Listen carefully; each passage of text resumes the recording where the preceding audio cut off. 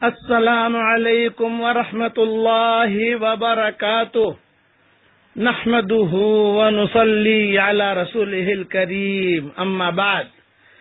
آج کا سبق سن لیجئے، سبق نمبر 899۔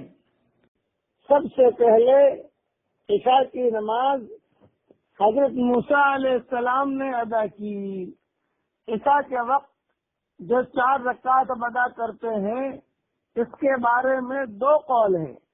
ایک قول یہ ہے کہ سب سے پہلے حضرت موسیٰ علیہ السلام نے یہ نماز ادا فرمائی جس وقت آپ حضرت شعیب علیہ السلام کے پاس 10 سال قیام کرنے کے بعد اپنے اہل و عیال کے ساتھ مصر واپس تشریف لا رہے تھے، اور آپ کے گھر میں امید سے تھی، ولادت کا وقت قریب تھا، سفر بھی خاصا طویل تھا، سردی بھی تھی، اس وجہ سے آپ کو بڑی فکر لاحق تھی کہ یہ اتنا لمبا سفر کیسے پورا ہوگا۔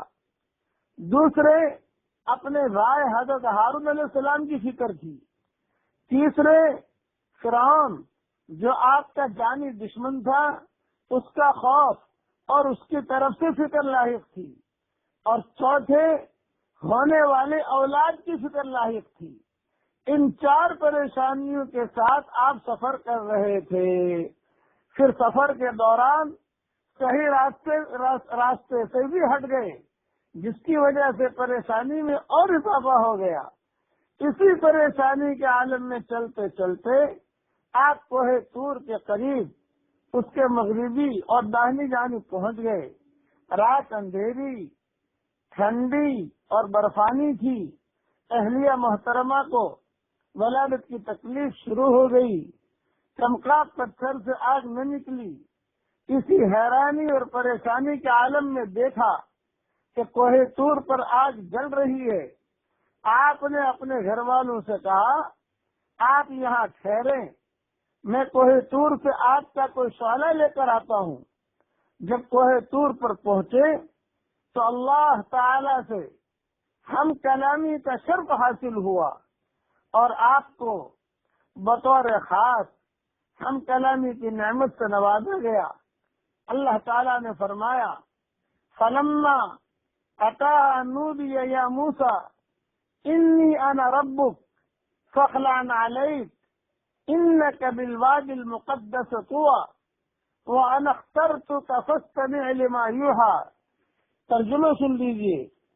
پھر جب وہ آگ کے پاس پہنچے تو ان کو من جانب اللہ آواز دی گئی کہ اے موسیٰ، میں تمہارا رب ہوں، آپ اپنے جوتے اتار دیں، اس لیے کہ آپ مقدس وادی طویٰ میں ہیں، اور میں نے آپ کو اپنی رسالت کے لیے منتخب کر لیا ہے، لہذا جو وحی آپ کی طرف بھیجی جا رہی ہے اس کو غور سے سنیں۔ بہرحال جب اللہ تعالیٰ کی جانب سے یہ انعام حاصل ہوا تو آپ کی 4 پریشانیوں کا خاتمہ ہو گیا۔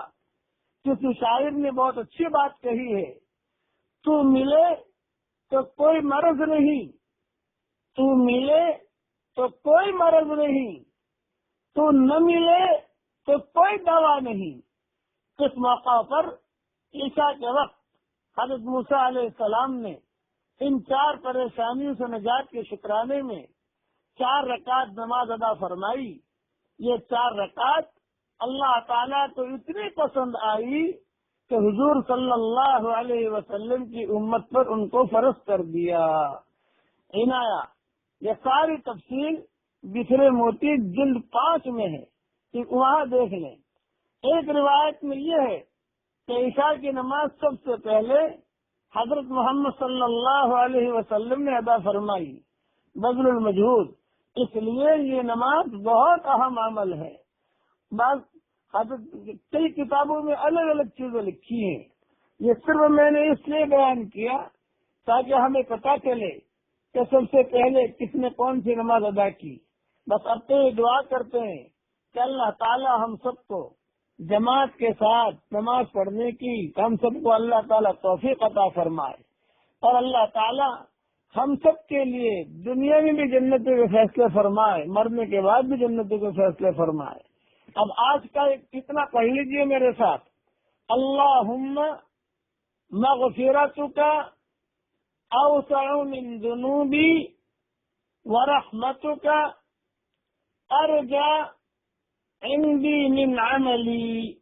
3 مرتبہ پڑھ لیجئے، اللہم مغفرتک اوسع من ذنوبی ورحمتک ارجع عندی من عملی، اللہم مغفرتک اوسع من ذنوبی ورحمتک ارجع عندی من عملی۔